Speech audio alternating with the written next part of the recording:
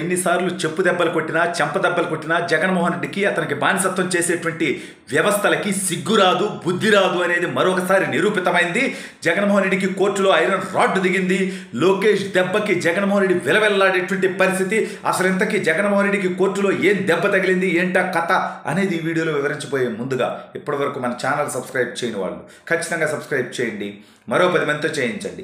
ఇక విషయానికి వస్తే జగన్మోహన్ రెడ్డికి గత 4.5 సంవత్సరాల్లో 300కి పైగా సార్లు కింద కోర్టుల నుంచి హైకోర్టు, సుప్రీంకోర్టు దాకా ఎదురు దెబ్బలు తగిలినప్పటికీ గోరీ మహమ్మద్, అదే గజనీ మహమ్మద్ లాగా పోరాటం చేస్తూనే ఉంటాడు. దేనికోసం?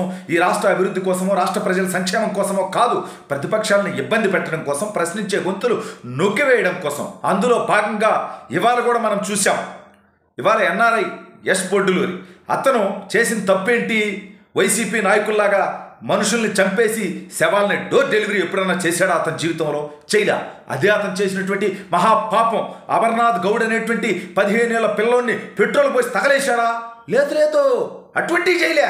జస్ట్ జగన్మోహన్ రెడ్డి గారు, నీ ప్రభుత్వంలో అవినీతి జరుగుతుంది, అక్రమాలు జరుగుతూ ఉన్నాయి, ప్రశ్నించే గొంతులను నొక్కివేస్తున్నావు అన్నాడు. ఇది మహాపాపం కదా. జస్ట్ సింపుల్గా ఏదన్నా ఒక మర్డర్ చేస్తే, ఒక పెట్రోల్ పోసి తగలేస్తే, ఇట్లాంటి చేస్తే అతను మంచివాడు అవుతాడు. కానీ ప్రభుత్వం చేసేటువంటి తప్పుల్ని ప్రశ్నిస్తే, ప్రజాస్వామ్యయుతంగా రాజ్యాంగం తనకిచ్చినటువంటి హక్కుని ఉపయోగించుకుంటే తప్పు కదా. ఆంధ్రప్రదేశ్లో వైసీపీ డెకాయిట్లకి, 420లకి ఒక రకమైనటువంటి చట్టం అమలవుతుంది. ప్రశ్నించే గొంతుకలకి, తెలుగుదేశం పార్టీకి, జనసేనకి ఇంకో రకమైనటువంటి చట్టం అమలవుతుంది ఆంధ్రప్రదేశ్ రాష్ట్రంలో. కేవలం 3 నెలల్లో ఈ జగన్మోహన్ రెడ్డి తుత్తర తీరటానికి రంగం సిద్ధంగా ఉంది. ఇవాళ ఒక యాష్కి జరిగినటువంటి ఘటన కాదు ఇది. ఆ పార్టీ సొంత పార్టీ ఎంపీ రఘురామకృష్ణరాజు గారి దగ్గర నుంచి అనేక మంది తెలుగుదేశం పార్టీ శాసనసభ్యులు, మాజీ శాసనసభ్యులు, మాజీ మంత్రులు, నాలాంటి వాళ్ళు, మహాసేన్ రాజేష్ వంటి వాళ్ళు ఇవాళ యాష్ దాకా వచ్చింది. అయితే నిన్న లోకేష్ గారి విషయంలో ఒకసారి గమనిస్తే, సరే చట్టంలో ఉన్నటువంటి లొసుగులను అడ్డం పెట్టుకొని వీళ్ళు ఆట ఆడదామనేటువంటి ప్రయత్నం చేస్తే కోర్టులు కొంతవరకు వీటికి అడ్డుకట్ట వేయడం జరిగింది. కొన్నిసార్లు కోర్టుల్లో కూడా వాళ్ళకు అనుకూలమైనటువంటి పరిస్థితులు ఏర్పరచుకున్నారనేటువంటి అభిప్రాయం ప్రజల్లో ఉంది ఇవాళ. సరే, అదంతా పక్కన పెడదాం. లోకేష్ గారంట పోలీసుల్ని బెదిరించారంట, రెడ్ బుక్ పేరు పెట్టుకొని. ఏమని బెదిరించాడు? రే మిమ్మల్ని వేసేస్తా అన్నాడా, తీసేస్తా అన్నాడా, లేపేస్తా అన్నాడా? లేదే. తప్పుడు పనులు చేసిన వాళ్ళు, తప్పుడు కేసులు పెట్టిన వాళ్ళు, చట్టాన్ని ఉల్లంఘించిన వాళ్ళ మీద చర్యలు తీసుకుంటామన్నాడు. ఏం తప్పు కనిపించిందిరా మీకు అందులో? సిగ్గులేనటువంటి బానిసల్లారా, దాని మీద కేసు పెడతారా? దాని మీద ఆయన్ని నాన్ బెయిలబుల్ వారెంట్ ఇవ్వండి, ఆయన అరెస్ట్ చేస్తామని చెప్పి ఏసీబీ కోర్టుకు పోయేటువంటి పరిస్థితి. సరే, అక్కడ కూడా చట్టం ప్రకారం చేయలేరు కాబట్టి ఏసీబీ కోర్టు దాన్ని తిరస్కరించడం జరిగింది. మళ్ళీ హైకోర్టుకు పోయారు. డబ్బులు దోచిపెట్టాలిగా తన వర్గానికి, తనకు సంబంధించినటువంటి లాయర్లకి వేలాది కోట్ల రూపాయలు ఈ జగన్మోహన్ రెడ్డి అధికారంలోకి వచ్చిన తర్వాత ప్రతిపక్షాన్ని ఇబ్బంది పెట్టడానికి డబ్బులు కట్టడం జరిగింది. ఇవాళ తల్లిని చూడడానికి వస్తే, విదేశాల నుంచి తన తల్లి అనారోగ్యం పాలై ఉంటే తనని చూడడానికి వస్తే కొడుకుని ఆ తల్లి దగ్గర కూడా పోకుండా, నీకెట్లాగో తల్లంటే చెల్లంటే అభిమానం ఉండదు, వాళ్ళతో నీకు అనుబంధం ఉండదు, కానీ మేమందరం మనుషులం కదా, కుటుంబ బంధాలు, వాళ్ళ కష్టంలో ఉంటే వాళ్ళ దగ్గరకు వెళ్ళాలి, వాళ్ళకి అండగా నిలవాలి అనేటువంటి ఆలోచనతో ఉంటాం. కానీ ఇవాళ శంషాబాద్ ఎయిర్పోర్ట్లో దిగ్గానే ఆయన ఏదో పెద్ద మర్డర్లు చేసినట్టుగా, రేపులు చేసినట్టుగా, ఘోరాలు చేసినట్టుగా, ఆర్థిక నేరాలు చేసినట్టుగా వెంటనే అదుపులోకి తీసుకొని, ఏంటంత అవసరం? ఏం పారిపోవట్లేదే తను? ఇవాళ సిగ్గుమాలినటువంటి వ్యవస్థలు ఇప్పటికన్నా మారాల్సినటువంటి అవసరం ఉంది.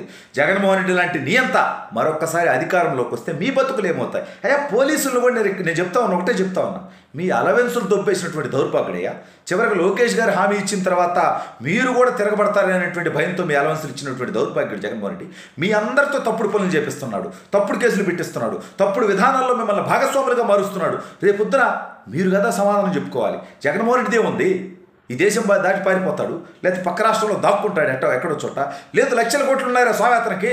మీరు, మీ కుటుంబ సభ్యులు, మీరు ఉద్యోగం చేసుకొని మీ కుటుంబాలని కాపాడుకోవాల్సినటువంటి పరిస్థితి. మీరెందుకు జగన్మోహన్ రెడ్డి చేసేటువంటి తప్పుల్లో భాగస్వాములు అవుతా ఉన్నారు? ఒత్తిడి చేస్తూ ఉన్నాడా? అయితే ఉద్యోగానికి రాజీనామా చేస్తామని చెప్పండి, లేదా ట్రాన్స్ఫర్ చేసుకున్న వాళ్ళ కాదని చెప్పండి. అంతేగాని తప్పుడు పనుల్లో దయచేసి మీరు భాగస్వాములు అవ్వద్దు. ఇవాళ యాష్ అంటే ఒక వ్యక్తి అతను అరెస్ట్ చేసేస్తే ఏమవుదు? తెలుగుదేశం పార్టీ కార్యకర్తలు అందరూ తన వెనకున్నారు. ఒక తనకే కాదు, ఏ ఒక్క తెలుగుదేశం పార్టీ కార్యకర్త జోలికి వచ్చినా మా ధైర్యం లోకేష్ అన్న, తెలుగుదేశం పార్టీ కార్యకర్తలు, చంద్రబాబు నాయుడు గారు, ప్రతి ఒక్కరు కూడా అండగా నిలబడతారు. ఇవాళ ఇంత ఘోరంగా అతన్ని అర్ధరాత్రి అదుపులోకి తీసుకొని ఆయన ఏదో నేరాలు చేసేసినట్టుగా అక్కడికి తీసుకెళ్లి చివరికి 41 నోటీస్ ఇస్తారు. అదేదో శంషాబాద్లో కూడా ఇచ్చి ఉండొచ్చు. అంటే ప్రజల్ని భయభ్రాంతులకు గురి చేయడం కేవలం ఆంధ్రప్రదేశ్లో ఉండేవాళ్ళనే కాదు, లేదా ఇతర రాష్ట్రాల్లో ఉండేవాళ్ళనే కాదు, విదేశాల్లో ఉన్న వాళ్ళని కూడా మేము కంట్రోల్ చేస్తాం, వాళ్ళు ఇండియాకు వచ్చినప్పుడు ఇబ్బంది పెడతాం అనే విధంగా ఎన్ఆర్ఐలను కూడా బెదిరించే క్రమంలో భాగంగా ఈ దౌర్భాగ్యాలకు అన్నిటికి కూడా ఈ వైసీపీ పాల్పడతా ఉంది. అతనికి ఊడిగం చేస్తున్నటువంటి వ్యవస్థలో ఉన్నటువంటి కొద్దిమంది వ్యక్తులు, గుప్పెడి వ్యక్తులు, బట్ వాళ్ళందరూ రాబోయే రోజుల్లో చట్టం ముందు దోషులుగా నిలబడతారు. ఖచ్చితంగా వాళ్ళు చేసినటువంటి తప్పులకి శిక్షించబడతారు. ఖచ్చితంగా మీరు ఇవాళ పాస్పోర్ట్ కూడా ఇంకా ఇవ్వనట్టు తెలుస్తూ ఉంది. ఇటువంటి నీచమైనటువంటి పనులకి చట్టాన్ని అతిక్రమించి మీరు దిగజారొద్దు. యాష్ని ఖచ్చితంగా పూర్తి స్థాయిలో తను అనుకున్నటువంటి పనులు, తన కుటుంబ సభ్యులను పరామర్శించడం కానీ, ఆ తర్వాత తన అవసరం మేరకు తను మళ్ళీ తిరిగి వెళ్ళడానికి కానీ ఈ ప్రభుత్వం అడ్డంకులు సృష్టించకూడదు.